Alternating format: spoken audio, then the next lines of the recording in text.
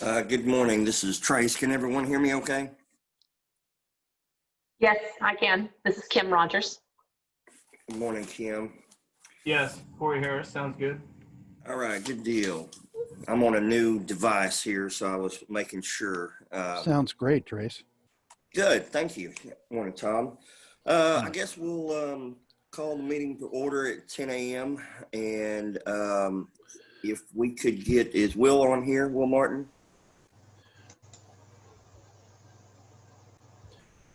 Yes, he's on. He's on? Okay.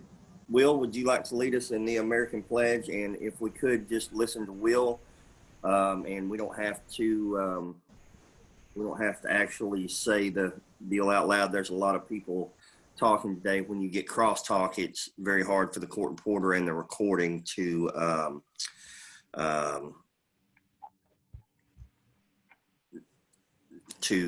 record it and transcribe everything. So if we could just get Will Martin to lead us in the American Pledge and the Texas Pledge, you can say it on your own. Will, would you like to lead us? You may have to unmute. His mic is muted. Can you hear me now? Yes, sir. Okay. Follow me, please.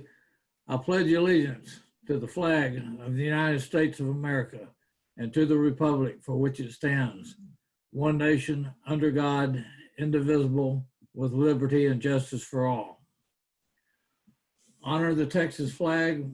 I pledge allegiance to thee, Texas, one state, under God, one and indivisible. Thank you. All right. Thank you, sir. And go to roll call. Kim Rogers. She is here. Here, yes. Will Martin is here. Jason Pohl. Here. Tommy Duncan. Here. Veronica Uriegas. Here. Melody Green. I think her mic is muted, but she has contacted me and said she is on. Let's see, I lost track here. Emil, are you on? I'm here. All right.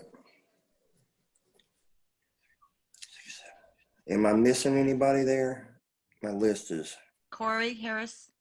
Our new member. right. Corey Harris. That's right. Yes, and I'm here. Thank you. All right. Welcome. Welcome. All right. All right. So those of you that don't know, we did get Corey Harris approved for our new member of the BAC. Welcome, sir. And if you have any questions or any issues, please feel free to ask or speak out. Sometimes we get bogged down in lingo that may not be completely known to everybody. So if you've got questions, please let us know. I will. And I would just like to say I do want to send my appreciation to every member of the committee. I'm very excited and very honored to join this with you. And so thank you all for the consideration. I look forward to working with every one of you. Excellent. Trace, if I may. Yes, sir. For the record, my name is Tom Hansen, Director of the Bingo Division. I'm honored today to recognize and introduce a member of the Commission. Commissioner Cindy Fields has graciously accepted the position of the designated Bingo Commissioner for the Texas Lottery Commission. She has taken on that added responsibility and become actively engaged in bingo since her appointment. And I would hope that you would give her a moment to introduce herself and maybe speak to the group. Absolutely. Absolutely. And we are so happy to have you actually on a meeting. I think this is the first time that we've had a commissioner at the BAC meeting since before it was reconstituted a couple of years back. So thank you very much. And we appreciate your attention. Well, thank you all. And I look forward to working with you all. And I'm really excited to be working with Tom. And This will be a learning experience for me, so excuse dumb questions, but I'm really excited to work with you all. Well, we're certainly glad to have you. And in bingo, there are no dumb questions, only dumb answers. I'm So, lucky I wouldn't know the difference. Well, that's okay. We use a lot of terminology that people that are not exposed to the bingo industry don't, regular people is what we call them, don't hear the terminology. So if we say something and you're not quite sure what it means, by all means, please let us know. We'll be glad to help you understand that. Absolutely. Thank you. Yes, ma'am. All right. Let's skip on down to the meeting minutes from September 22nd. Kim, do you want to do that? Yes, sir. Thank you. For the record, Kim Rogers. And Ms. Fields, may I say thank you so much for attending. It really assists us greatly when we can have a commissioner at our meetings. In reference to the meeting minutes for September 22nd, I went over them. They all look good, everything. Tom, I would like to say thank you for the new way that they are posting them. I don't know if you're in charge of that or who is, but it was way easier to read. So if we could have a motion to approve those, I would appreciate it.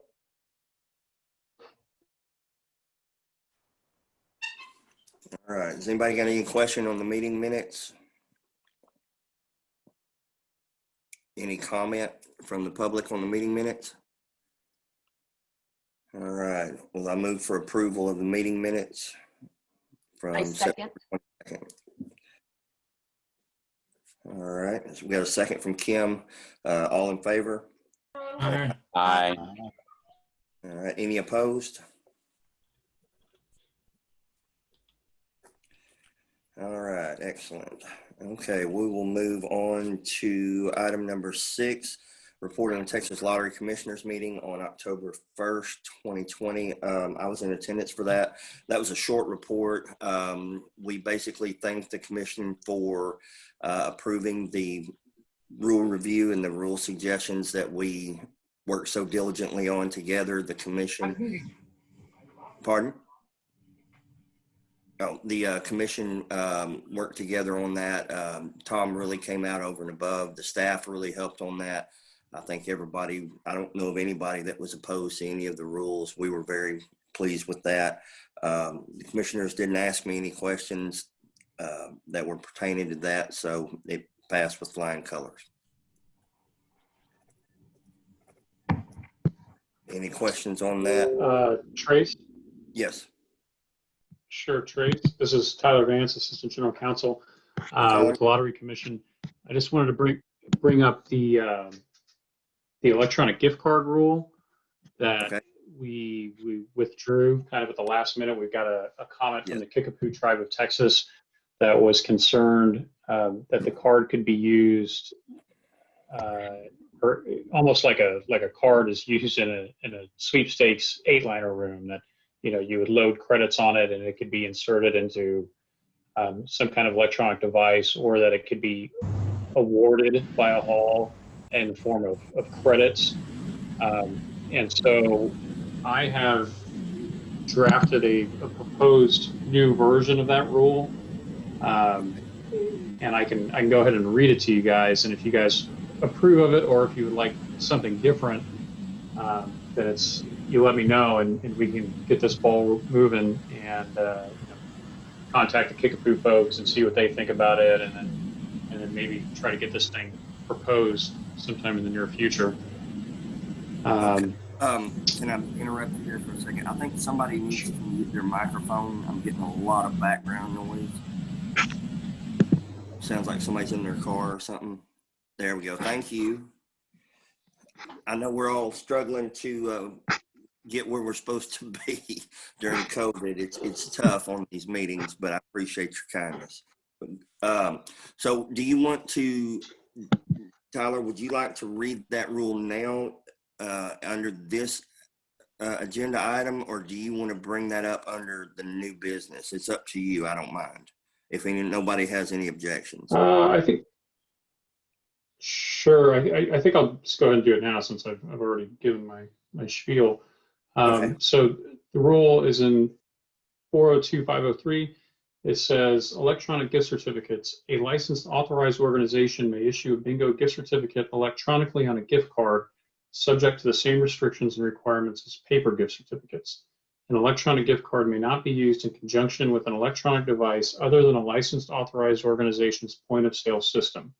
A licensed authorized organization may not issue or award a bingo gift certificate electronically in the form of credits on an electronic device. And so I think that, I would hope that assuages most of the Kickapoo's concerns. But of course, if you guys want something different, by all means, you're leading this operation, and we'll pass on, whatever you'd like. Okay. When will you be sending that out for review? Well, I can send this out to the BAC. I mean, I can email it to you guys right now, or do you mean to the Kickapoo or what?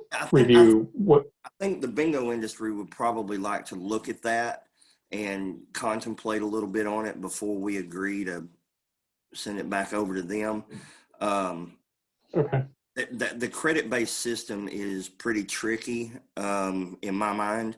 Just in the past, I know that we've had some issues with, I know some groups have tried to get a credit-based system, and some have been against it. I'd like to look at it for a couple of days before I just agree to throw it out there. I mean, is anybody else got an objection to that?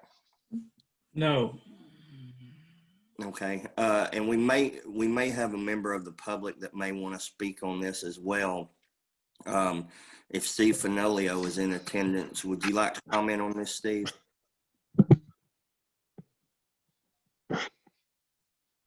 Can you hear me now? Yes, sir. I'd like to see the specific language, yes, before we would go and try to visit with the tribe. Okay, I agree with that. Well, then I'm gonna pass it on to Tom, and then I assume he'll forward it on to everyone at BAC, and then you guys can distribute it to whomever you'd like after that, and then we'll revisit it. It sounds like probably the next BAC meeting. Excellent. Thank you. We do appreciate that. And we do appreciate your work on that. And so everybody knows, I don't know if everybody's aware of this, and Tyler hinted at this earlier, that rule was strongly objected by the Kickapoo tribe, who does not hold a bingo license in the state of Texas, and they do not they don't contribute to charitable bingo in the state of Texas. However, we do like to work with our friends and people in the state and in the industry to try to make sure everybody's happy and work together. So that's, if anybody's got any questions going, hey, why are they in on this? That's why we're trying to extend the olive branch and make everybody happy. So moving on, anything else on that, Tyler? Trace, if I may. Yes, sir. And Tyler, correct me if I'm wrong, but my understanding is that the rules went into effect on October 22nd of 2020. That's correct. With the exception, this rule, of course, did not. This rule was withdrawn at the day Right. before it was adopted, but all the other rules were effective October 22nd. Yes. Excellent. Okay. All right. Anything else? Any public comment on this at all? My only concern was, since it's talking about electronic equipment, card minders are not going to be construed as in that one set there, is it? No, sir. Okay. And that was Will Martin for the record. Is that correct? Yes. Okay. All right. Yeah. If you will, state your name for the record so the court reporter or recording can get who's who. All right. Thank you. Thanks, sir. All right. Let's go. Number 7, discussion and possible action on rules up for review and change. All right. Melody Green, you had some, or excuse me, before I go there, Tom, do you have anything besides the rule that Tyler just talked about that's upcoming?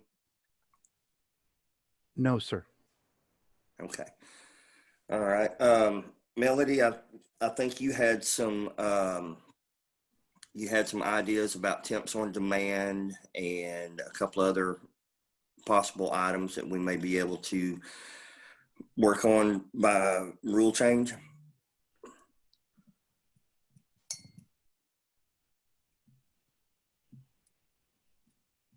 Melody, are you there? I think her mic may be muted.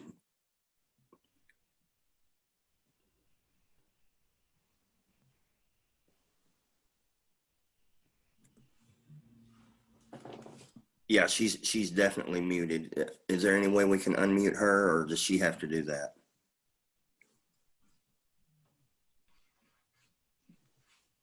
The host may have an option to unmute one of the attendees.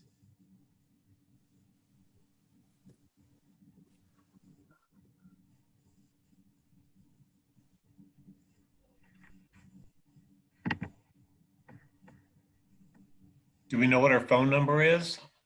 Hang on. Let me see here. I don't see her name. Yeah, I've got her phone number. Hang on just a second.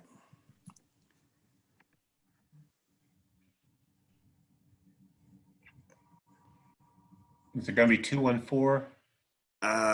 Just one second. I'm looking. That's okay. Sorry. No, you're fine. You're fine. It's 214-662-2646. I have sent an ask to unmute. Oops.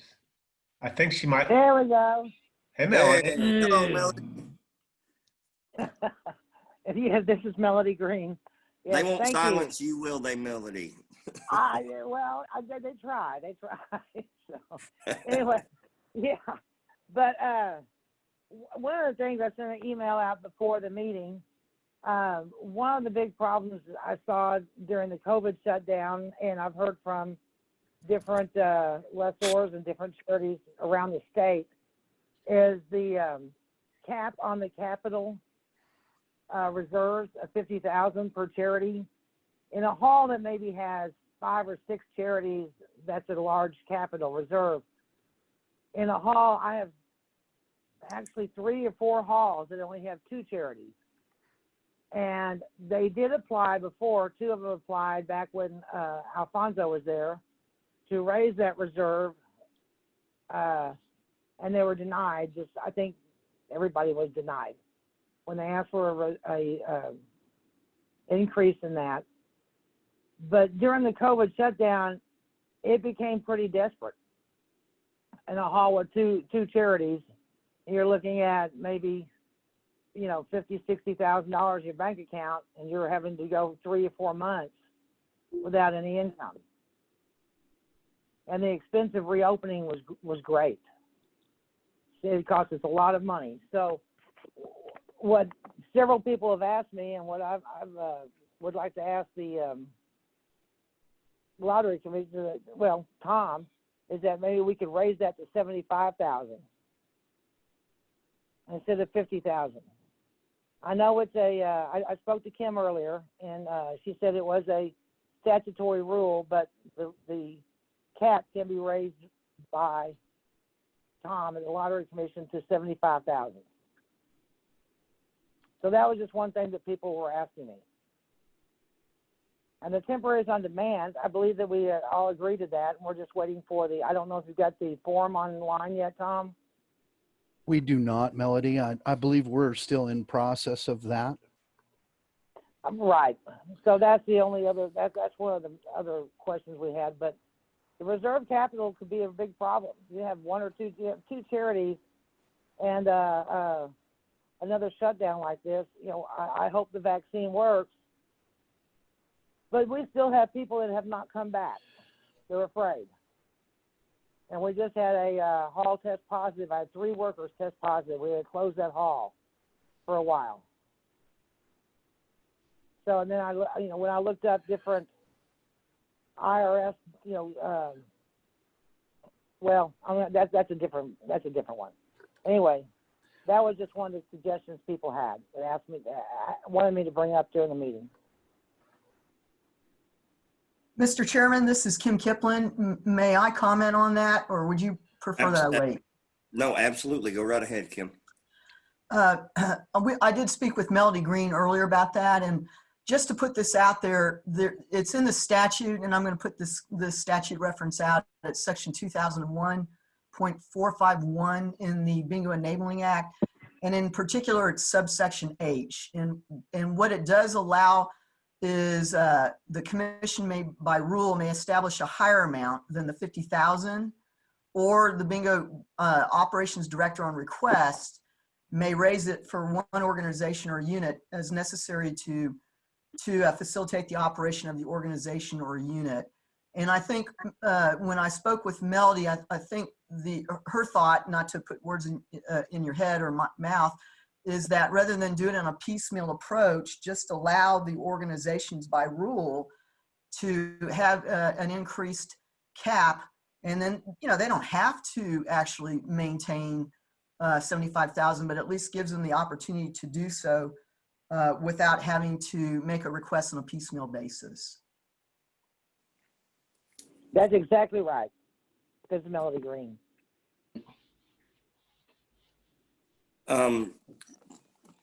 Tom, and I may be putting you on the spot a little bit here, and you may not have this information handy, and that's okay. Are there a lot of charitable organizations that have the maximum in their account? Is that a standard practice statewide, or is that kind of sporadic? I do not have the answer to that question at this point. And I can tell you, I have not received a large number of requests for an increase to the capital. Okay. But I have received some, and they are being reviewed, or they have already been approved, or in some cases, a very few denied. Gotcha. Okay. And I'm completely ignorant on this process because we're a smaller hall and we don't get anywhere near that. What kind of are the determining factors that you use? Is there a guideline that you have, or is it just a case-by-case basis that you use to determine whether to give somebody an option to go higher? So when I look at that, I'm looking at prior quarter activities. I'm looking at what the maximum is for that particular location, because what we're seeing in some cases, the amount of the capital is very small, so they're asking for an expansion of that. I haven't had many that have that maximum 50,000 per organization that have requested an increase.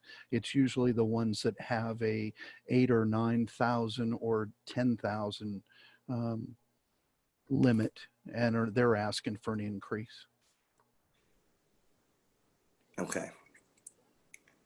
So it's not just people trying to get the $50,000 cap. It's also people trying to get it above their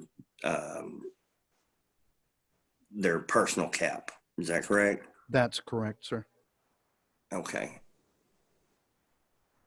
Okay. All right. This is Stephen Finolio. I've got a question for Tom, if I may. Yes, sir. Tom, how long does it typically take you and your staff to make a decision on a capital request? Is it a week, 10 days, 2 weeks? Yeah, it varies depending on when they come in and how they're routed. I'm thinking 7 to 10 days on the ones I've received. I had a duplicate one come in which no decision was made because it was an exact duplicate of one previously submitted. So one was approved, the other was denied. But 7 to 10 days is reasonable. I would say if someone has submitted one and they don't receive a response in 10 days, please reach out again. Okay. Thank you. Tom, let me, if I may ask another question. This is not the Grill Tom session, I promise you. I don't know, so I'm asking.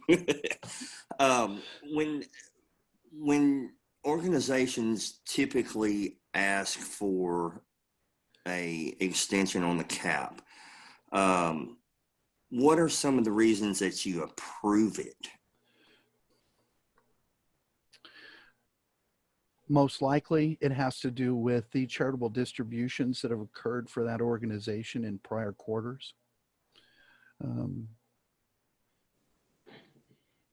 The gross income whatever the reasoning is that's placed on the document itself. And in most cases, what we're seeing, it's directly related to COVID-19. Gotcha. Is that fair? I would think so. I mean, as long as the charities are, in my opinion only, I would think if the charity's getting some distribution and they want to raise their capital, I don't see why we should tell them no, they can't. But that's just my opinion only.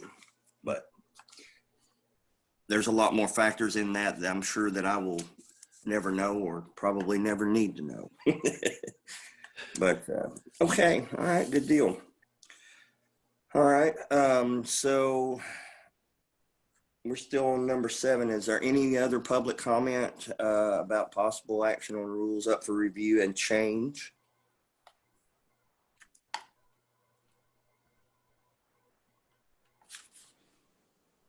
Okay. I don't think there's anything we need to approve right now. I think this is all in the process. I don't think we need to vote on anything. Does anybody disagree with that? No. This is Fenolio. I couldn't tell from Kim if she was asking for a specific rule change or if she was, well, I couldn't tell. Kim, can you weigh in? This is Kim Kiplin here, and here's my thoughts on it. If there is a need to exceed the $50,000 cap, it seems to me that it would be better to do it in a uniform fashion and just increase it as Melody Green has suggested, rather than making individual requests and then, you know, obviously having a delay. It may be a reasonable delay, but it's still a delay. So that's my thought on it, is just to take it up to the more of a policy level uniformly. That doesn't mean that organizations have to maintain, you know, a 75,000, but it gives them the ability to do so without having to make a request and then waiting for the discretion of the bingo director whether to approve or deny. This is Will Martin, and I agree 100% with Kim.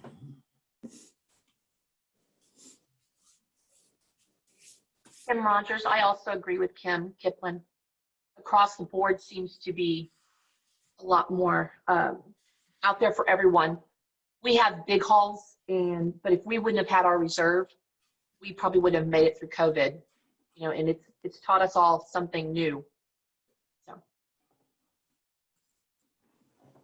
So this is Fenolio following up, Kim. So what I hear you saying is a request for the BAC and staff to work together to draft a rule under subparagraph H2A, capital A, to draft a new rule? Kim Kiplin here. Yes, I think so. I don't think it would be that, you know, that complex or that tedious. There's, if I recall, there's already a rule in existence. So it's just a matter of changing that. And if not, then just having a rule that makes that very clear. Okay, so you're formally asking the BAC to support this, is that correct? Yes, sir, that's correct. Okay, that's what I was trying to get. Good, all right. Sorry for my lack of clarity. No, you're fine. I sometimes you have to be really blunt with me. It's tough for me to read between the lines. I can read body language and eyes and all that in person, but these meetings they're really hard to discern, you know, what's the real feel of the meeting sometimes. So no problem at all. So does someone want to make a motion on the BAC that we raise the cap to a more than 50,000 in a more uniform fashion? This is Will Martin. I make that motion. Jason Bull, I second. Okay, hang on. I hadn't got there. Oh, yeah. Okay. Will. Jason. All right, we have a motion on the floor to raise for the BAC to recommend to the commission staff to raise the cap from 50 to maybe 75,000 in a more uniform fashion. All in favor? Aye. Aye. Any opposed? Any opposed? All right. Okay. So Grace, Tom, if I may. yes, yes, sir. Go right ahead. All right. Thank you for that. I will work with Tyler and the BAC and industry folks, and we'll look at that rule and see what changes we can make, what would be recommended, Okay. and bring that before you during the next 2 months, but to present at the BAC meeting, next one held. All right. So since we have asked them to do that, I would feel remiss if we didn't actually get a committee together for Tom and the staff to be able to contact to talk about this. Is there anybody on the BAC that would like to take lead on that? Yeah, I will. This is Melody Green. Am I unmuted again? Yes, you are. Okay. Because while Kim was speaking, I was muted. And it's like Kim Rogers said, during this shutdown, it would have been very scary. And we, a lot of us did not have that tall cap going into March and April, especially the smaller halls. It really affects the smaller halls with only one or two charities. Got you. All right. Well, thank you for taking that on, Melody. And is there anybody you would like to have help you, Melody? I think it would probably be a good idea to include Kim Kemplin and Steve Finolio in on that. They'd be willing to help. Yes. Mr. Chairman, this is Kim Kiplin. I'm happy to help. However, I can be of assistance. Excellent. Perfect. All right. Good deal. So are you set, Melody? Do you have the tools you need? With Kim and Steve, yes. Okay. All right. Tom, are you good with that? Working with those three? Absolutely. Thank you. And if you need backup, Tom, let me know. I'll be glad to help you. I appreciate that. Thanks, sir. You're welcome. All right. Okay. Let's, anything else on rule review and change from public comment or from BAC members?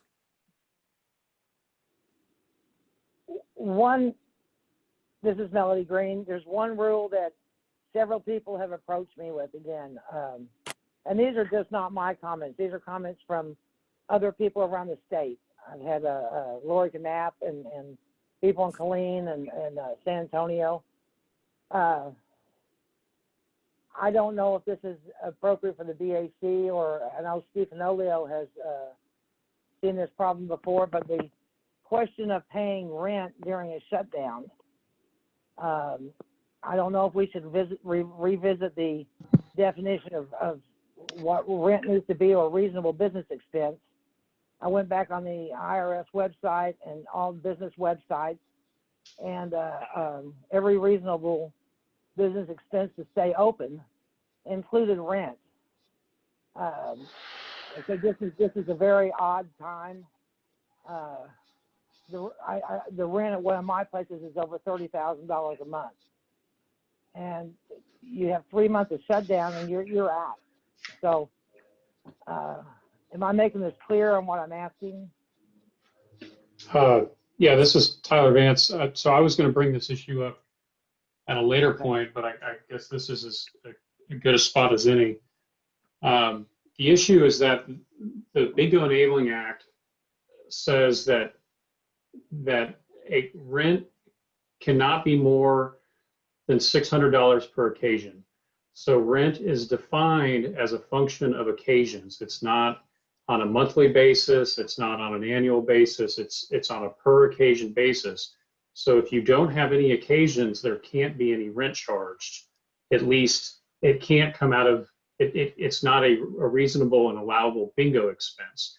So an organization cannot use bingo funds to pay for rent unless there are occasions. If you can work something out with the charity privately, that money doesn't come out of bingo expenses, that's fine. But from our perspective, the VA is very clear that an organization cannot pay rent except for occasions that are actually held. And to that extent, also rent is also retrospective. So I can't pay December rent because I don't know how many occasions there are going to be. And I know that after the fact, that can be adjusted. I can pay $10,000 right now. And then if I have fewer than $10,000 worth of occasions, we can work it out and give a refund or whatever. But at the end of the day, the rent charge cannot be more than $600 per occasion. And so when you guys were shut down for months and there were no occasions, there can be no rent. And we're seeing that the cases are rolling in, and I was hoping to hear from Steve and Kim and whoever else. This is going to be a big issue for everybody involved, but our position is the BEA is very clear that rent is a function of occasions, not time or anything else. So Tyler, and this may be, I don't know how the legalities would work on this, but I thought I picked up on something. You can still make charitable distributions without having a session. Is that correct? You would have to if you have over $50,000 in your bingo account, then you have to make charitable distributions. So and so let's just say for scenario's sake, hypothetically, that a charity has less than 50,000 in the account and they had to pay rent on their building. Could they then make a distribution from their bingo account to their general account, and then from their general account pay their rent on their building? No, because you can only the bingo money in the bingo account can only be used for allowable and reasonable expenses, and then whatever's left goes into charitable distributions. And so you can't transfer money from a bingo account to a general account. You can do the opposite. You can transfer general to the bingo account, but money that's generated from bingo can only be used on distributions and allowable expenses, including rent. Right. I would. Okay. Steve Finolio, you have any comment on this, Steve? Yes. And Tyler and I have not talked, nor have I talked with Tom about this issue, but it seems to me there's a huge, if that's the staff's position, there's a huge conflict in what the commission is stating and sections 2001-458 and 59, which talk in terms of stated rental.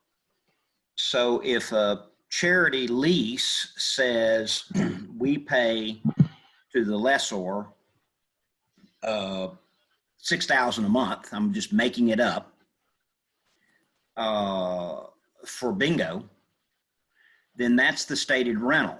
And I don't believe the commission can violate a contract, a valid contract between a lessor and a charity.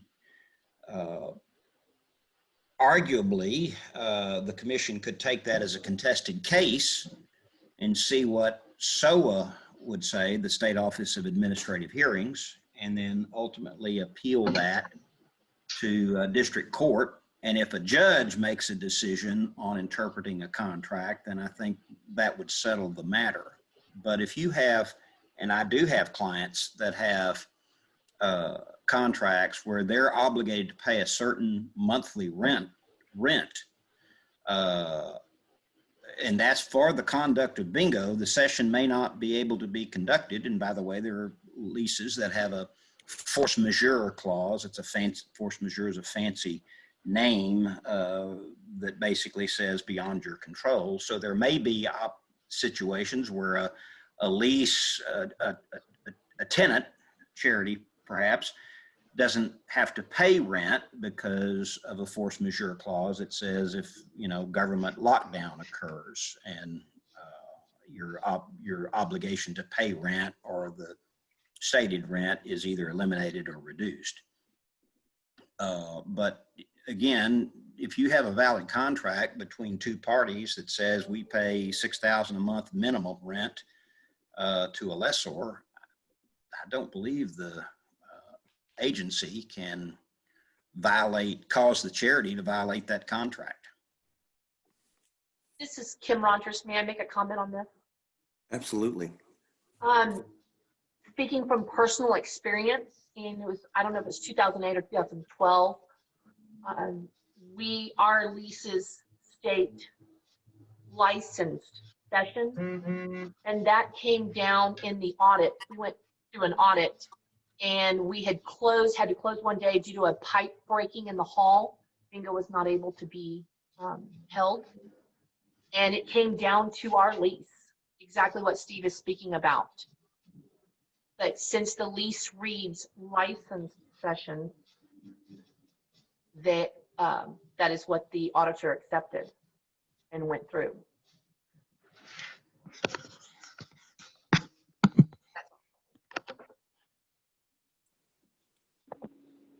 Yeah, so this is, sorry, go ahead, Melody. No, I was just going to ask Kim that Kim Rogers, on the audit, you had licensed sessions, even though the session was not conducted. You still, they said it was okay for you to pay rent because it was licensed time, even though it was not conducted. Is that correct, Kim? Yes, because the leases are done on January 1st. We have no idea what's going to happen, July or anything of that nature. So it's licensed, that the charity is licensed time to play there. And that's, the auditor went back to our lease. Okay, thank you. Tyler, it sounds like that we probably all need to get together on this issue. It seems like y'all have got I feel like y'all's feet are being held to the fire a little bit here, and we've got charities that are trying to maintain their bingo operations, and they've kind of got their hands tied as well. Maybe we need to get together and try to work something out on this and try to come to some sort of an agreement or some sort of a rule change or something, to where even maybe a statutory change that we can make it amenable for both parties. Does that sound good to you? Yeah, but the thing is, we've got cases in front of us right now that we've got to move on. And we certainly want y'all's input, but we need to resolve these cases. I think this needs a statutory change, and that's not going to happen for the next 10 months at least. Right. What could we do to help? If you had, in your perfect world, what could we do to help you? I'm completely open to being persuaded otherwise. If Steve can lay out his argument, I think that the stated rental expenses, I think the problem with that is the act again defines rent as being no more than $600 per occasion.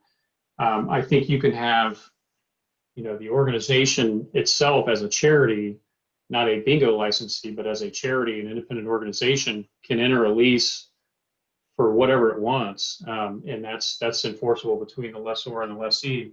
But it's from our perspective, the money in the bingo account can only be spent on stated rental expenses, which are limited to $600 per occasion. And I would love to be persuaded otherwise, because this is going to be a huge issue. So, I mean, if you guys, Kim, Steve, whoever, send me whatever your best arguments are. And I think we should all certainly get together and talk about this, because I understand this is a huge issue, but every time I've looked at it, I kind of come to the same conclusion. So. Okay. All right, Steve, Kim, do y'all want to get with Tyler on that, or do you need us to do something formally, or? I would be happy to offer any assistance I can. Steve is way more knowledgeable than I, but yes. Okay. Hey, this is Bob Beard, General Counsel. Hey, Bob, how are you, sir? I would love to hear Steve Fenolio, if he has an explanation right now, tell us what the meaning and the purpose of a $600 limit on a bingo session is in the statute. This is Fenolio, and I'll be happy to. I grant there's that clause, but there's also the clause that I cited that talks about stated rental. And stated rental, that phrase is not defined in the statute. And there's a long line of cases, Bob, that says the agency cannot interpret a contract. And if you have and I don't know what cases y'all have in front of you, but if you have a valid contract that says a charity must pay, or the contract says we pay $600 a session and at a minimum $3,000 a month. I don't know of any authority the agency has to violate that contract. I know of no case that says that an agency, a state agency, can interpret and violate a contract, a valid contract. And so that's where I come down on. Yeah, I'm not seeing this as the agency interpreting a contract. I mean, you can have a contract that says you pay $1 million a month in rent, but the act has a cap of $600, and I think you're stuck with having to decide what that means, and is that surplusage, and is there really a conflict between those two provisions you're citing? But this is all be discussed later. I just wanted to hear what you had to say. Yeah, and I would suggest that $1 million rent is not a valid contract. That was one of my premises. So, yes, I think we should sit down. This is Melody Green. Can I make one more comment to Bob? Sure, absolutely. Bob, yeah, what I've been hearing from people around Texas is the fact that when we were closed down, it was very serious. Some of the, we had to get a loan, me personally, or we would not be open today. I don't have $90,000 to pay extra rent. But I do not believe that what Steve nor I or anybody's trying to say is to pay more than $600 session of rent. That's not it. Just to pay the minimal amount of rent we have to do for a reasonable business to stay open, pay to a landlord, somebody else. I mean, I don't own this building, to keep the doors open. We're not trying to raise the $600 per session limit. We're just trying to do $600 session or this minimal amount, which is due to the landlord to keep our doors open during lockdown. Does that make sense? Sure. Thanks, Melody. Yeah, I understand. It's a very thorny problem, but Sure. yeah, needs to be worked on for sure. I agree Sorry, with that. Steve, this is Tyler. I've got a hypothetical. What if the contract stated that rent was $800 per occasion? I think that exceeds the statutory provision, and I would say that would not be valid. But here, let's look at the facts. The facts are government has ordered a shutdown of bingo activity. We have a statutory scheme that the whole point of which is to allow charities to conduct bingo to raise funds for the charity's activities. we have again, my facts are a valid lease that doesn't charge $1 million a month, but is consistent within the regulatory and statutory scheme. Money does not grow on trees, and landlords are within their constitutional and statutory right to say we have a minimum fee charge for rent. What the agency is doing, and again, I don't know the facts in the cases that Tyler or Tom have cited, but if you have a situation where a charity has a valid lease that doesn't offend the intent of the statute, the effect of what the agency's doing is to put that charity out of business, because the landlord is going to say, if you don't pay, you're gone. That's not meeting the intent of the statutory scheme. So, you know, this is not a situation where a landlord is trying to get around the rules. This is a situation where the parties in a valid contract have established certain rent payment parameters. And so I just think it's almost silly to say that the agency is going to take the position, again, a valid lease, that you're out of business. Gotcha. I mean, that would be the effect. I mean, landlords, in my experience, have been reasonable, the ones that I've dealt with for both charity clients and totally unrelated to bingo. But at some point, the bills have to be paid. Property tax has to be paid. If they have a mortgage, it has to be paid. So at some point, landlords are going to say, I like the fact that the tenant's here, but I have bills to pay. And so. Well, I definitely, this is Trace. I definitely think we would probably need to sit down and maybe construct some language where it kind of takes the handcuffs off of both sides on this. Tyler, do you want, or Bob, do you want to get with Steve and y'all want to try to work that out and maybe include me on that because I'm interested in this? Maybe outside the BAC meeting, and then next time we have a BAC meeting, report back and kind of give us an update on where we're at on that. Yeah, this is Bob. That sounds great. Tyler's my go-to person on bingo, so I'll probably let Tyler take the lead, but I will definitely stay involved. All right, good deal. Is that all right with you, Tyler? That's fine. Excellent. Thank you, sir. Steve, that okay with you? Yes. Excellent. All right. Any other? Great. This is Veronica. I have a question. Hey, Veronica. Yes, ma'am. So just a little bit of clarification. I think you had mentioned something and I just didn't understand the whole thing. You had mentioned something about if the charity could give a charitable distribution to the general fund, and the general fund, could they pay the rent? I didn't understand that. That was a uneducated question on my part, and I believe it was Tyler that explained it a little better, that you couldn't do that. And why? So because money that's earned from the conduct of bingo can only be spent on certain things. It can't be transferred into your general account. Your general account money can be transferred into the bingo account, but money that's earned from the conduct of bingo can only be spent on expenses that are related to the conduct of bingo and or charitable distributions.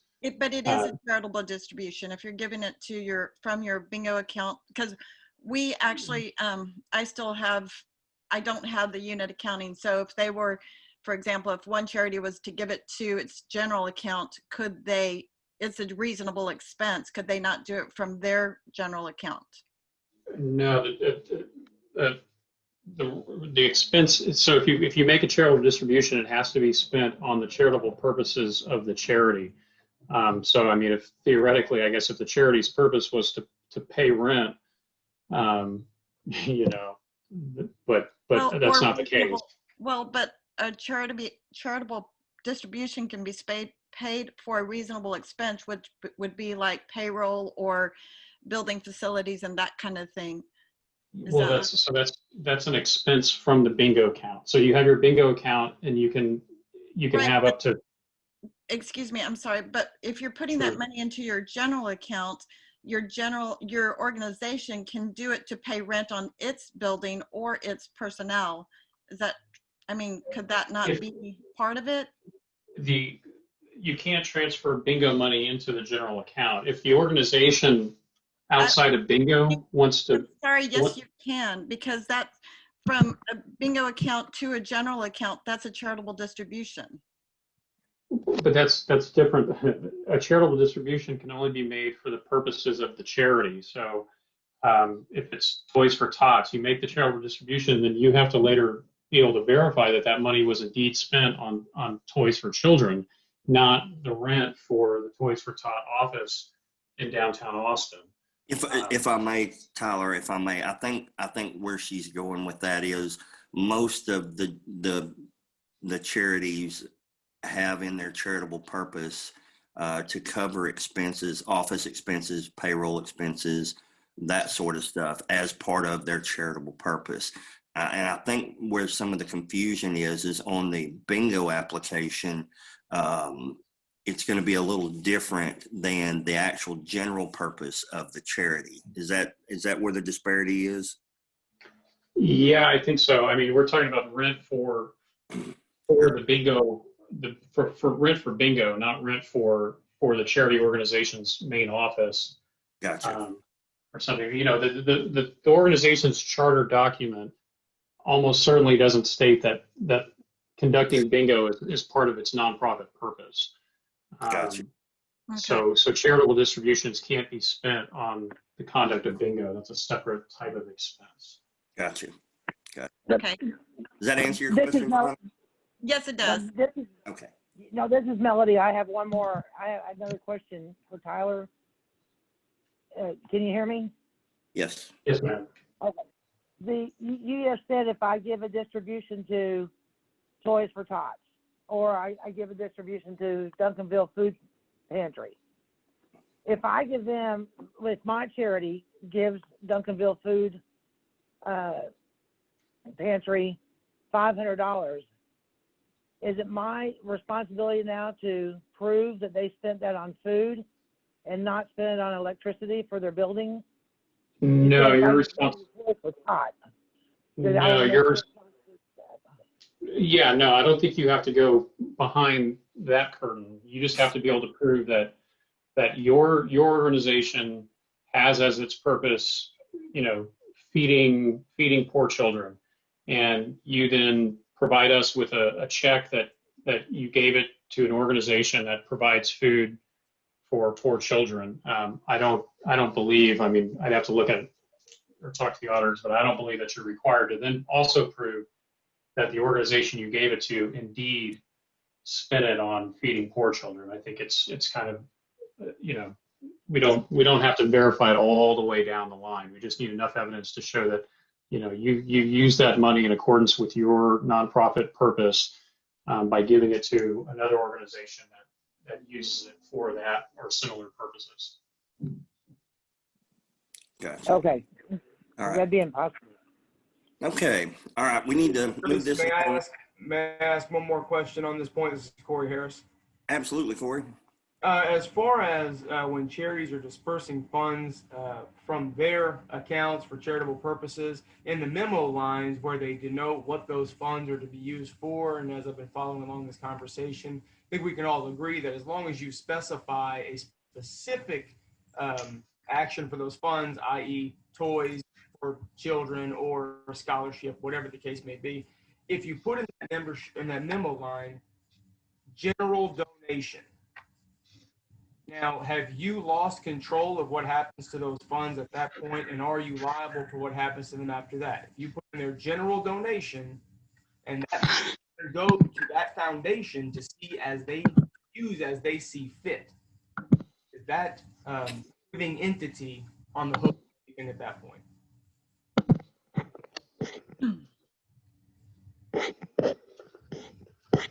Can I make a comment on this? This is Sure. Veronica. So, like for example, in some of my audits, just one particular charity, I'll just take one for example, from their bingo account to their general account, they give say $3,000 a quarter. So when they get audited, they're only going to ask, the lottery can only ask for $3,000 worth of receipts to see where $3,000 went, for whether it was for feeding the homeless. Let's say all $3,000 went to feed the homeless. But say they're getting income from other places, that money can be spent wherever the organization sees fit as well. So, I mean, you're going to get probably $10,000 and probably $5,000 is going to go to feed the charities, or maybe $1,000. So you don't have, when the lottery does the audit, you only have to show receipts of the $3,000 that was dispersed to the charity from the bingo account. Does that make sense? Yeah, thank you. And that's my understanding of it as well. That once you have dedicated those funds, it then relies on the charity who's receiving to do the right thing with the money. Once you have made a note of what that money is for, whether it be for a specific cause like a scholarship or something like that, or if it's just for a general purpose, for them to disperse at their legal discretion. And so I think we're all on the same page. I just wanted to verify that. Thank you. Yes, yes. Okay, guys, we're getting a little long in the tooth here, and there's some bigger items that we need to discuss here in just a few minutes. So we're going to move on to item number 8, and discussion and possible action on recommendations for BAC nominations. Tom, do we still have one seat open, is my understanding? I would have to defer to Bob and Tyler on that. I'm not absolutely sure, sir. Oh, okay. I believe the statute says 9, and this is Kim Rogers. Right. And I believe Corey made 9, if I'm not mistaken. I could be wrong, but I will look. Flip back over here. No, Corey makes 9, and that's what the statute is. I believe, I want to say that this was left on from the last meeting. Okay. All So right. we do not have any seats to fill at this time. Okay. Tyler Excellent. or Bob, let me know if I'm wrong. No, I think you're exactly right. Thank you. All right. Thank Well, you. good. Okay. Moving on to number 9, old business. Anybody got anything on old business? Public comment on old business?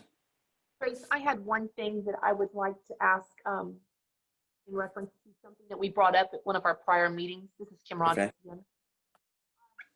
I had brought up having paperless. I know this is kind of not as, we'll just be quick on this because I know it's not as extreme as other things we have this time. We're trying to get paperless going for quarterly reports or something of that nature.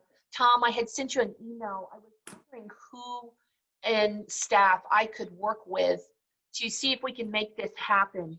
I went back and did, you know, the staff spends quite a bit of money on stamps and copies, and we all get these big, beautiful packages. If we can do something for that. Did you have a chance to look? So for the record, Tom Hansen, Director of the Bingo Division. So what we've done is we've looked at what some automatic triggers that are in place. And if you submit your application via BSP, there was supposed to be a kind of a flag that stopped the actual printed copy from going out. So we're working with IR to get that in place a little more timely. But at this point, it's supposed to stop at some point. I don't know exactly the number of days, but for what we've seen is that the package is going out in some cases 3 or 4 days after the completed application is submitted via BSP. So we're trying to shorten that period. But yes, we'd like folks to use BSP. We would like to not be sending out huge packets, but we're still working on it. Okay. What I was looking at was more of the quarterly reports. I file everything online, everything, but I still get in the mail large white quarterly report packets. That's more where I was looking for. I know licensing can be a little more difficult, But if you have anything that I can assist or help do with that, please let me know. I'll do that. And yeah, I was talking about licensing, but I see it as in the same issue with the quarterly reports. Okay, sir. Thank you. That's all I had. All right, good job, Kim. Thank you, ma'am. All right, any public comment on old business? All right, moving on. Number 10, new business. I would like to start out on number 10, and we've talked with this amongst ourselves, I'm sure. And we've talked with staff a little bit about this, but I think we need to formally tackle the Facebook gaming and the internet pull tabs issue that we have going on in Texas. I know that several people have caught their employees doing the Facebook gaming or Facebook bingo, Facebook horse race, hosting these Facebook parties. I know Tom, I've talked with him, and he's actively taking all submissions that he gets. But I think we need to try to get the actual commissioners involved in this and on board to help us tackle this. I don't think this is an isolated incident. I think this is statewide. I think it's also multi-state or some multi-jurisdictional issue, especially on the east part of Texas, where the state line with Arkansas and Louisiana and Oklahoma is. So I want to open up the floor a little bit and kind of talk with everyone about this, and Tom and Tyler and Bob as well, to see what we can do to recommend that some more effort and some more help be given to the staff and enforcement to go after these illegal gamers that are they're stealing from the charity's distribution. And it's not small, it is huge. They have no rules that they have to abide by. They run 24 hours a day, 7 days a week. They run it through a Cash App based system. It's basically it's a free for all. So I'm going to direct this pretty much towards the staff at the moment in the beginning to kind of see y'all's thoughts and processes, and then I think we should all talk about this together and try to come up with a recommendation to give to the commissioners. So Tom, I'll let you lead off on this. I know you've had firsthand experience on this. So if you'd like to take the floor, it's all yours. I appreciate that. For the record, Tom Hansen. We have looked at a bunch of these. If we can identify and verify that it involves an employee who is on the worker registry, that documentation can be used to move forward with the removal of that person. If the enforcement division during the investigation can prove that they conducted those activities, they can move forward for a prosecution under the statute for unlawful bingo.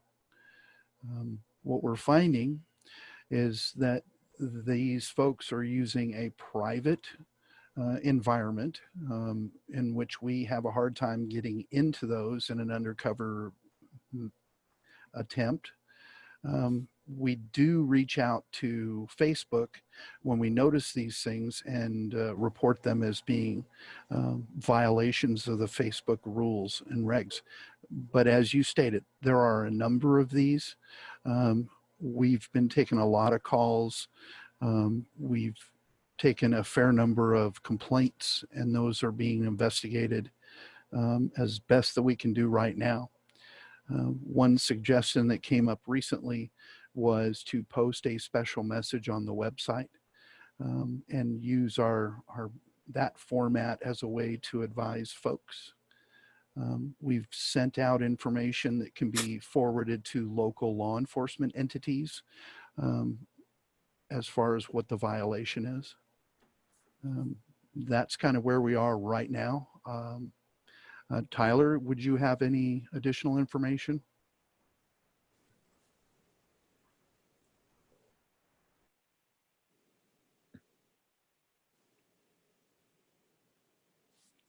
Did Tyler drop off the meeting? Hey, no, I'm sorry, I was muted. No. Yeah, sure. I think it's important in these conversations to realize that, state agencies are restricted in their activities by their statute. And it's important to remember that the Lottery Commission can only regulate legal bingo. Illegal bingo is a crime, and crimes are regulated by district attorneys and police officers. And so, like Tom said, if somebody with a license that's been issued by us is involved in this, then we can take action against that license. But that's not going to prohibit them from continuing legal conduct. It just prevents them from legal conduct. And we'll certainly do that, and we'll certainly pass on any information we can to local law enforcement. But this is a criminal issue. So I just hope everyone. I just want to set everyone's expectations that that we can only take action against licenses and registrations. And what this is organized criminal activity, and that's we don't have jurisdiction over that. And this is Bob. I'll just add another jurisdictional point is that the internet does not respect state boundaries. So I think there's a real question whether bingo conducted on the internet takes place in Texas or Oklahoma or China or anywhere. It's difficult. We can't enforce any of our authority outside boundaries of the state of Texas. Well, let me just interject this. If this was not happening in the bingo halls, we wouldn't know about it. But it's rampant in the bingo halls, and we're coming to you asking for help. It's easy to say that we don't have jurisdiction over this and jurisdiction over that, but we're asking you for help. We need help. This is taking money directly out of the charities' distributions. We're asking for help. We need you to be proactive. We need you to work with us and be a crusader for charitable bingo, because that's what we're here doing. So please, we've got to work together and figure out a way to actively go after these people. Here, yeah. And we're happy to do that. What tools do you need to do that? What tools can we offer you to work together to collaborate and bring this to a stop? I think without the bingo halls crowd, if we can get them out of the bingo halls, I think it withers off and dies, or at least it goes away over time, because they're crowdsourcing the bingo crowd is what they're doing.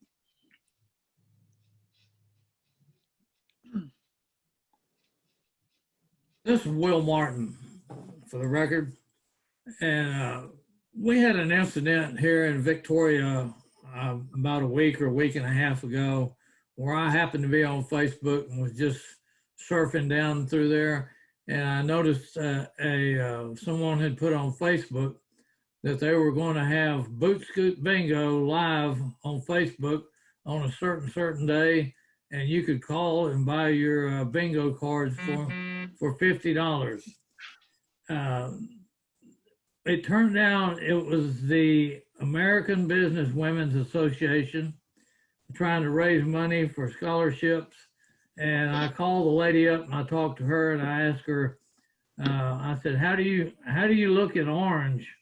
And she said, what do you mean? And I said, well, if you're conducting bingo without a license, it's a third-degree felony in the state of Texas.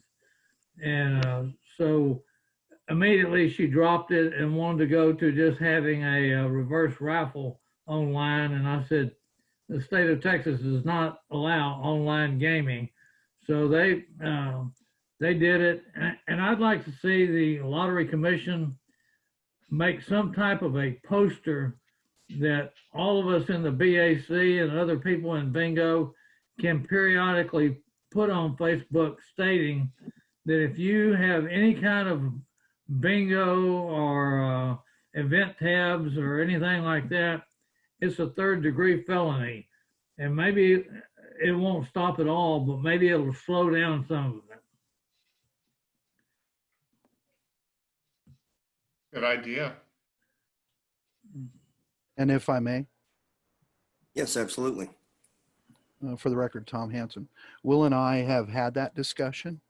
And that's where I referenced earlier the posting of a special message that's inclusive of a discussion of activities such as the pull tab sales, the online bingo. That's a plan we're going to put in place and get that special message out there. Excellent. Excellent. Thank you. And what my fear is that sometimes this online gaming, this Facebook gaming, is whatever you want to call it, with them not having to abide by the rules that legal charitable bingo abides by. Sometimes the grass is greener on the other side. And if this continues, charities are going to, that are teetering on positive net proceeds, when you take 30 people out of a hall and they're spending their money on Facebook and internet gaming, what happens is that charity gets into negative net proceeds really quick. I don't need to tell you what happens when you can't make positive net proceeds. This is a huge issue, and I know the industry sees it as a huge issue and a serious one. And I'm hoping we can come up with a better plan of action than a poster. And so I'm looking for ideas. I don't know enough about electronics. I can barely send an email, and half the time my emails don't go through. So I'm a technological idiot in that regard. Maybe somebody that's more tech savvy can come up with an idea. Maybe there's a bot that could be created and sent out through the Lottery Commission. I'm sure y'all have got computer wizards there, I'm sure. But to search for these illegal games. Well, And excuse me, Trace, I have a question. Probably for Tom or Tyler or Bob, and I, like you, I'm not IT department. But why is it not as simple as, if it's happening in Texas on Facebook and that's illegal, can the lottery, our staff, which is who governs bingo, send Facebook something there where it has to cease and desist in Texas? Once again. This is Tyler. So Yes, sir. so we do that. We've been communicating with Facebook. We send them letters letting them know, but we, again, our authority is to regulate legal bingo. We don't have any authority over illegal bingo. Illegal bingo is gambling, and gambling is crime. And police departments and district attorneys and the attorney general's office have jurisdiction over crimes. So we certainly provide that information to Facebook. But if Facebook tells us to take a hike, we like gambling, there's nothing we can do about it. The attorney general could. They could go after them.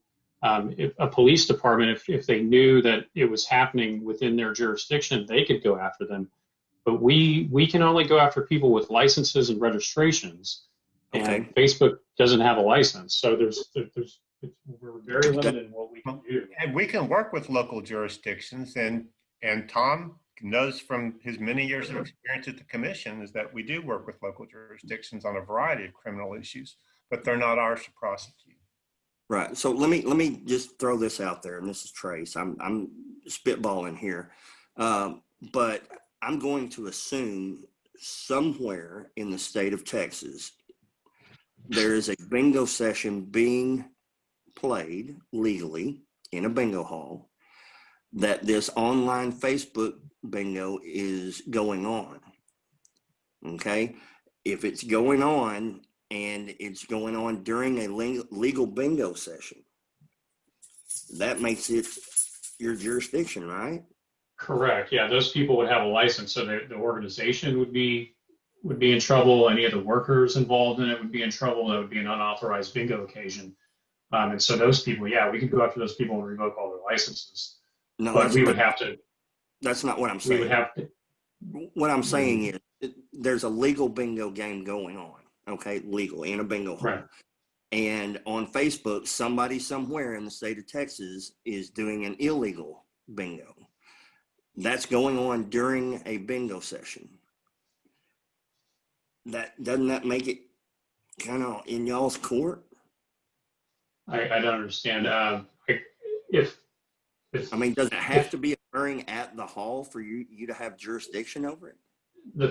we only have jurisdiction over licenses and registrations. So somebody involved in the illegal and the gambling activity, if somebody involved in the gambling activity has a bingo license, we can discipline that license for that activity. I'm sorry, this is Veronica. So I have a question. So if it's an illegal session with somebody that does not have a license, you guys can't do anything about it. Is that what you're saying? Correct. If we get information, we get a complaint about it, we contact the relevant party. So if it's on Facebook, we contact Facebook. Hey, these guys are committing a crime by conducting illegal bingo. Or if it's historically, it's been, at a bar in some small town. And then we send a letter to the sheriff or the local police department saying, hey, we've got reports of illegal bingo in your area.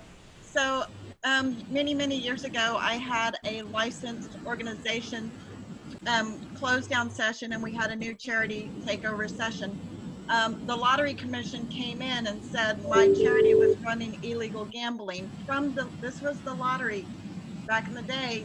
And they came in to tell me I was illegal. And I said, absolutely not. There's my license on the wall. Well, what had happened is they had changed licenses and somebody didn't tell somebody in the back office that it was legal. So that was fine. But still, I had the lottery come in and try to close me down at that time.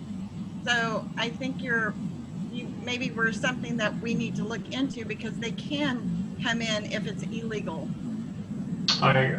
It sounds to me in that situation, I mean, somebody had a lessor's license, right? No. It was a conductor's license. Okay. But regardless, the lottery did come in to try to stop the session because they didn't realize that, it was just miscommunication on the back end. But so the lottery came in to try to stop it. So yes, they can go in to do something about it. Well, I think maybe that was a particular instance. I don't know. A lot of details on that we may not understand, Veronica. If I may pose this question, Bob, Tyler, you keep saying the AG might want to do something about it. In the past, I know that particularly with 8-liners and illegal gaming, that sort of stuff, I think, and don't hold me to this, but I'm thinking that the Lottery Commission has requested AG's opinions and has worked with the AG's office trying to help the 8-liner problem with the 8-liners in the bingo halls and the illegal 8-liners that are not in the bingo halls. Would this be something that the commission and the staff maybe could, request the AG's office take action on this to help out the legitimate charities? Bob, I'm going to defer. I think that'd be a kind of a governmental affairs type situation. I just need to think about, certainly happy to have conversations with the AG's office. I don't know the answer to that right off the top of my head, Trace. Okay. That's fine. That's something to think about anyway. That may sounds be like maybe we need like a subcommittee or a small group of us to just, brainstorm on this issue. Trace, this is Corey Harris. May I interject? Yeah. And just so you know, Bob, you took the words right out of my mouth because that was exactly what I was fixing to do. Right. But yeah, go ahead, Corey. Well, as I understand it, and you'll have to apologize, I'm certainly playing a good bit of catch up, but as I understand it, one of the goals of this commission is to certainly discourage the administration and the participation of illegal bingo. Am I correct in making that assessment? Yeah, that's not, our purpose is to ensure that bingo is conducted fairly and that the proceeds are spent on charitable purposes. But let me ask Our you purpose this. is not to prohibit illegal gambling. I understand. What kind of information does the committee put forth to the public, informing them of what constitutes illegal gambling? As I look through the Texas Lottery Commission's website, and more specifically the Charitable Bingo Division, there's several tabs where you can find different information. One of them is Play Bingo, and it explains some of the rules about who's allowed to play and so forth. But I don't see any real no-nos on here about what is acceptable and what is not acceptable. And for the most part, I feel that the average consumer violates things purely out of ignorance, not out of nefarious. One of the things we had success with, I'm a member of the Freemasons fraternity in Texas. I'm a trustee of the Texas, and we had a lot of issues with smaller lodges doing illegal raffles. They were raffling off things or engaging in some other kinds of things that just weren't on the up and up. And it was purely out of ignorance. Their intentions were good, but that doesn't mean anything when you're violating the law. So to combat that, we had some members of our jurisprudence committee put forth some very nicely done media videos explaining exactly what the laws are and how they apply to the individual. And we got some tremendous feedback from a lot of the lodges across Texas because it made so much more sense to them. It really explained what they could and what they could not do. If we issued a deal for consumers, they would be less likely to participate in these illicit bingo activities. Thank you. That's all I have. Thank you, Chris. All right, thank you, sir. Appreciate that. So I would like to get a subcommittee together on Facebook gaming and illegal pull tabs. Grace, I'll join that committee. This is Veronica. All righty, Veronica. I was going to see if maybe somebody wanted to head that committee. Anybody? This is Fenolio. I'll be happy to serve and or head the committee. All righty, let's, no objections, we'll let Steve Fenolio head that committee. Trace, this is Emil. I'd let you know that. All right, Fenolio, we'll put you as the head of that committee, and Veronica, we'll put you on there. Emil. This is Kim Rogers. As a public member, Francis Rogers would like to also be on that. Francis. Yes. This is Will Martin. This is Will Martin. Put me on there. Okay. All right. Is there Tommy? Tommy on there too. Okay. I was going to say we probably need to get at least somebody that deals in pull tabs pretty heavy. Excuse me, this is Kim Rogers. Was the last person Tommy Duncan? Yes. Yes, it was. Okay. Trace, we went to the lottery with this back in January, and I understand Tyler's explanation. So, I think our only, if you have an organized crime unit, or we're going to have to pressure the AG's office, because just doing some simple math here in Houston on one of these rooms, whoever's running the room, the guy, the gal, or whatever, they probably already knocked down about $500,000 already in profit. That could be going to charities. One person. Yeah.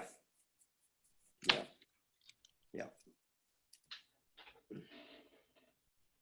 Well, okay. All right. Well, we've got our subcommittee, and maybe we need to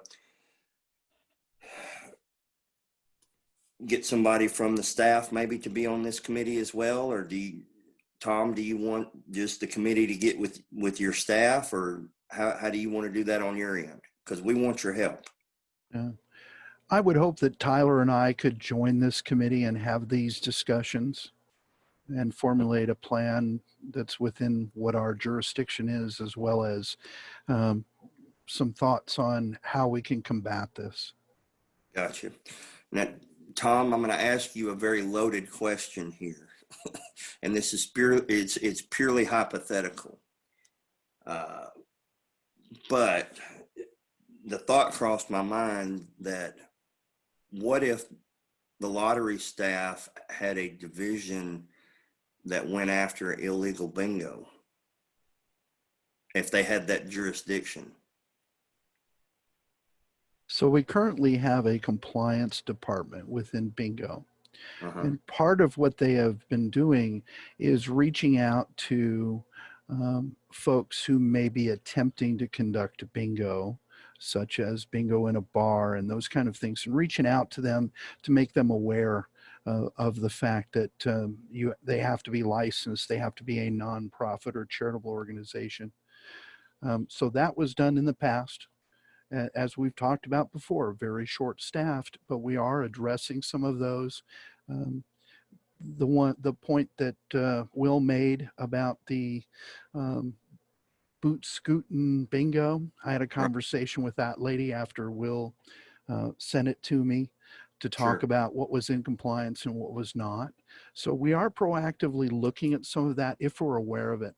And those can come by complaints that come in through CAMP, our complaint monitoring system. Those that are sent by email, those are reported to Alice in phone calls. So we're looking at those as best we can. We refer some to enforcement for investigations currently, but I do not foresee a separate division or a department within bingo with the way the jurisdiction is denoted in the statutes. Gotcha. Okay. Excuse me, Trace. I have one quick question. Maybe Tom can answer on this subject. Right now with the election, whenever you look at Facebook on anything to do with any type of election items, there's a little paragraph underneath there that states whatever it states. Have we requested Facebook to put something like that under these rooms when people go in? Kind of, it would be along the same line as the poster. Maybe just a kind of scare tactic, anything like that to make them aware that this could be construed as illegal. Is that something we can ask or send to Facebook? You know, we can ask anything of Facebook. The public can reach out to Facebook and ask for Facebook to take certain actions. Whenever you go to one of these sites, you have the ability to click on a button that reports it, and you can place in there that you do not feel that that particular activity is legal. The enforcement division has a law enforcement portal to Facebook to report activity on Facebook that's in violation of statute or rule. So that's being done with any cases that go over there. But as far as asking Facebook to put something on every website that has bingo, that's going to be a massive reporting thing. People are going to have to motivate them to do that. I don't believe a single agency could reach out to them and have that placed over the entire Facebook environment. Okay, thank you, sir.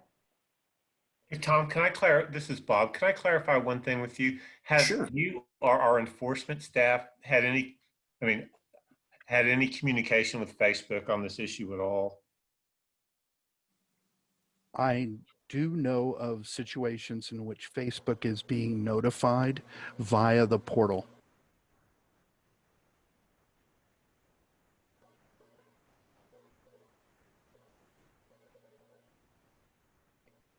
Have you received any contact back on that, Tom? Or can you talk about that? Or I'm not aware, in the reports that I read, I'm not aware of a situation in which we've received a comment back.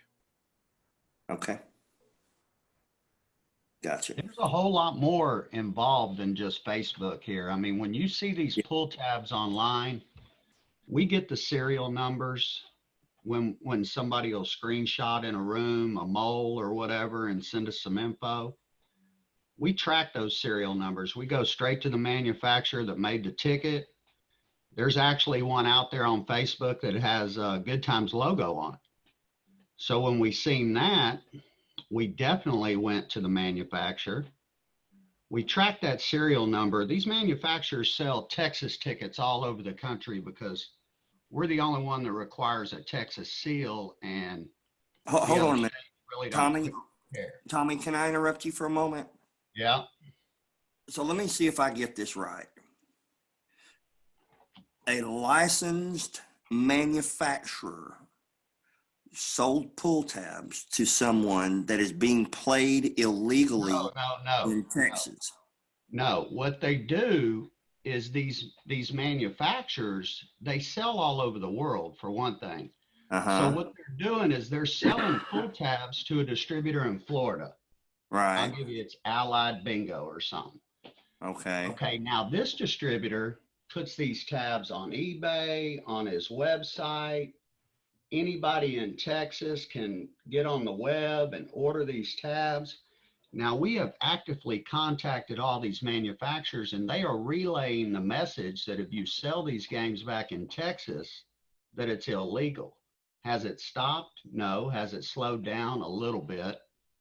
But, for example, our ticket that was on Facebook in Texas was sold in Connecticut.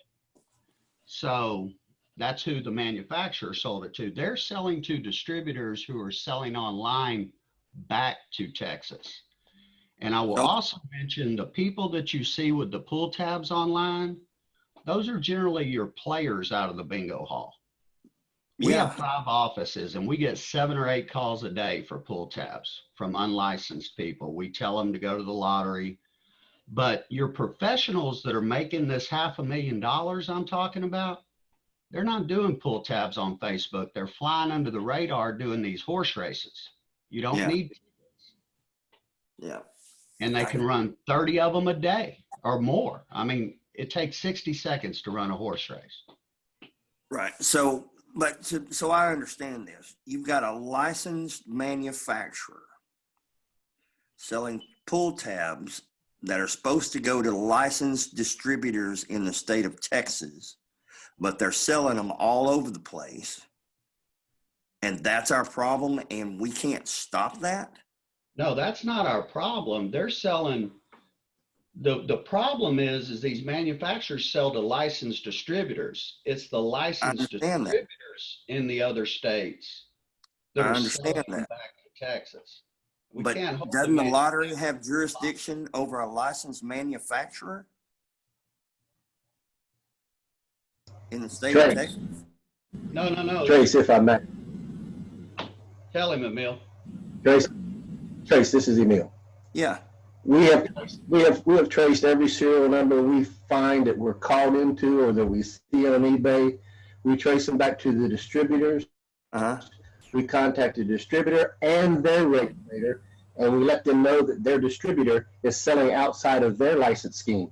We're selling to licensed entities. Okay. We're selling legal product to licensed entities.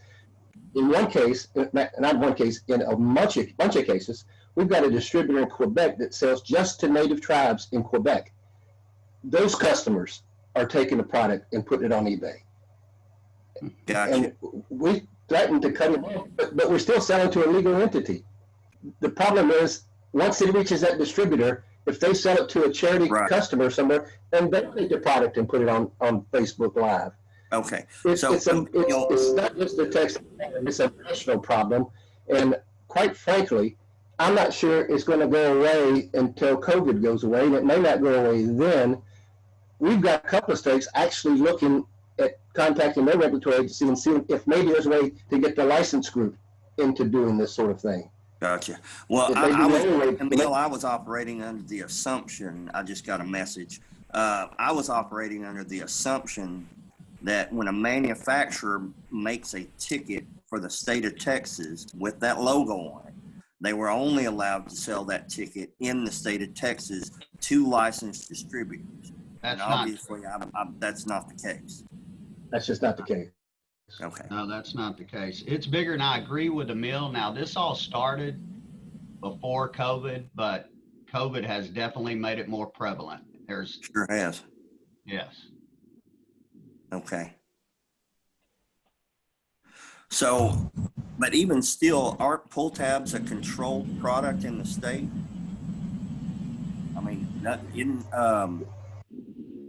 I guess it falls back to, Most of the product you're seeing on, most of the product, this is Emil again, most of the product you're seeing on Facebook Live, in my opinion, was not sold to a Texas distributor.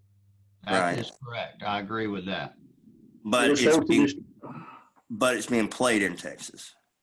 But it was sold to a distributor whose jurisdiction requires him to trace the serial numbers to their clients, and that's not being done. Trace, jump on eBay and put in pull tabs. See what happens. All right, so let me ask you this. I can, as a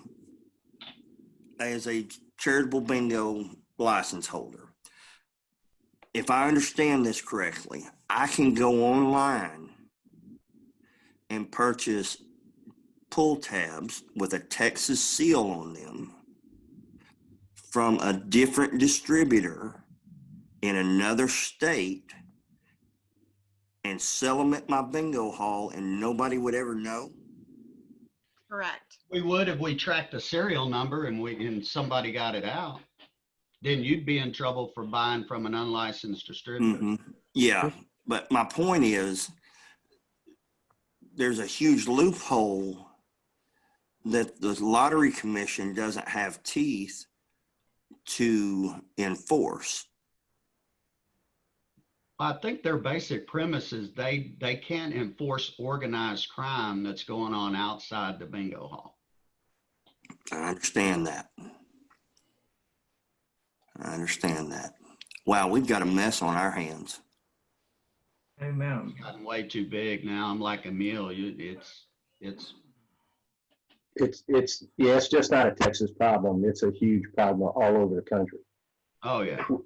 We have written, our trade association has written Facebook back on October 23rd. I definitely have a better understanding of it now, and I will do my due diligence. I thought I understood it at first, but boy, good grief. This is a dead-gum mess.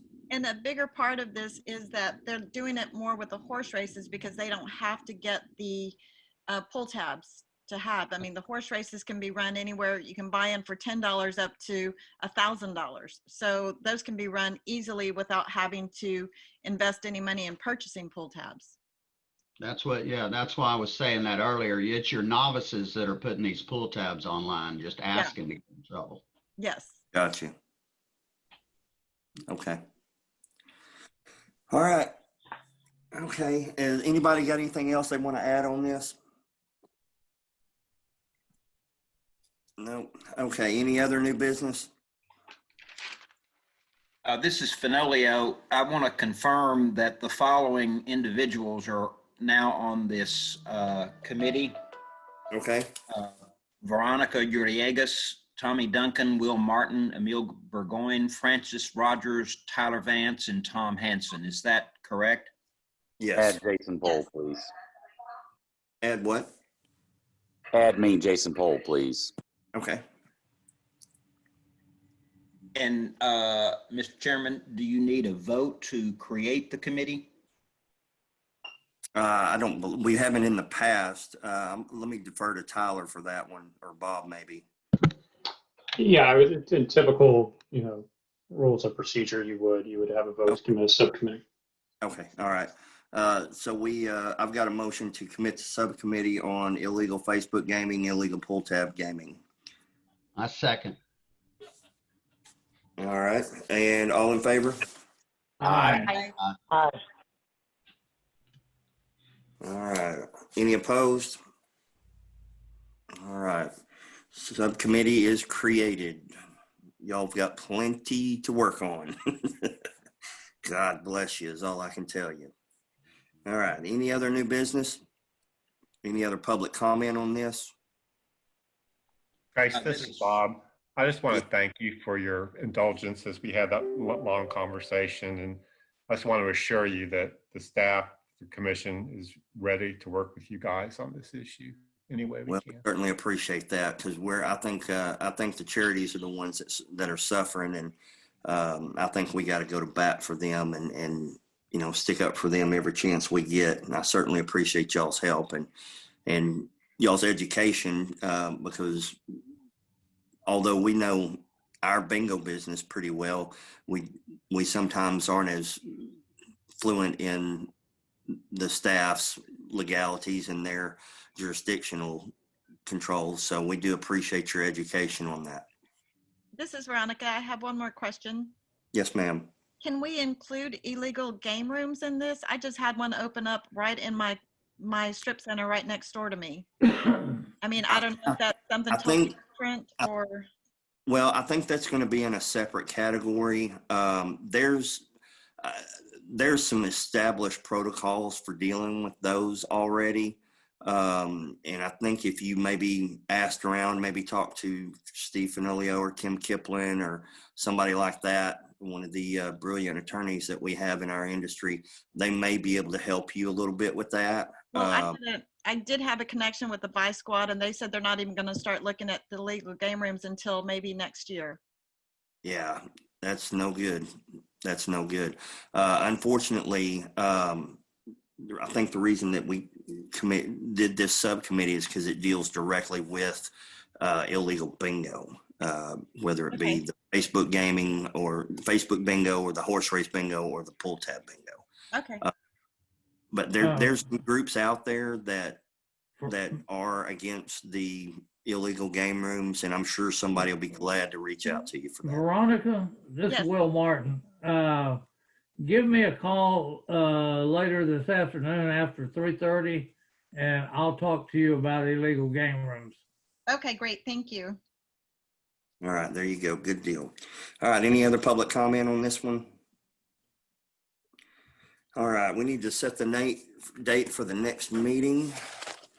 Mr. Chairman, I wanted to make one observation about under the new business category that Texas Charity Advocates has voted to propose some legislation that would eliminate section 2001-420 subparagraph A that provides a bingo prize may not have a value of more than $750 for a single game. Gotcha. We would still retain the $2,500 per session limit that's in subparagraph B. And the reason for that is to, and this would only apply to, well, it would be $2,500 a session would still be a limit. And then we have asked the Lottery Commission staff for any recommendations that the bingo division of the Lottery Commission has for any sort of cleanup matters.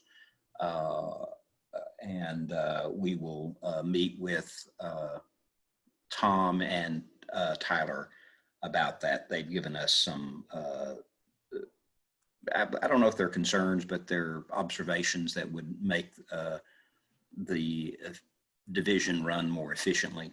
And we plan to bring those as well. Excuse me, Steve, can you repeat the number of that one, please, for me? Section 2001-420, subparagraph A. Thank you.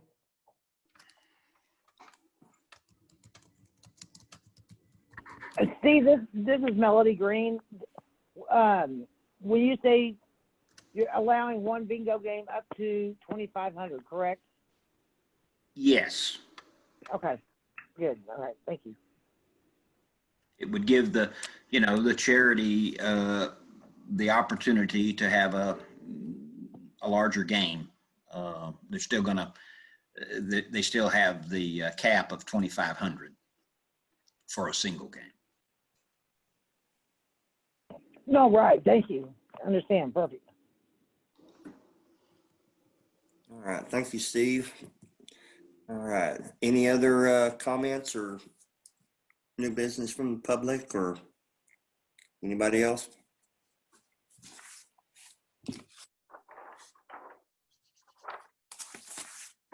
All right. We will move on to setting the date for the next meeting. Tom, when is the next commission meetings? So my understanding is on December 3rd.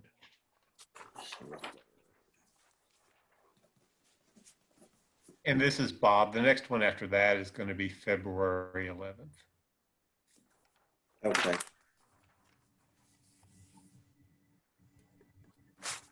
Okay. I think we have met our statutory requirements for meetings this year. I think we're only supposed to have one a quarter. Is that correct? Yes. Anybody? Yeah, okay. I think we've well met our quota. Do we want to have a meeting in December, or do we want to have one in January? This is Kim Rogers. My vote would be probably January. Okay. That gives the Facebook group time to work and a few of the other ones. Okay.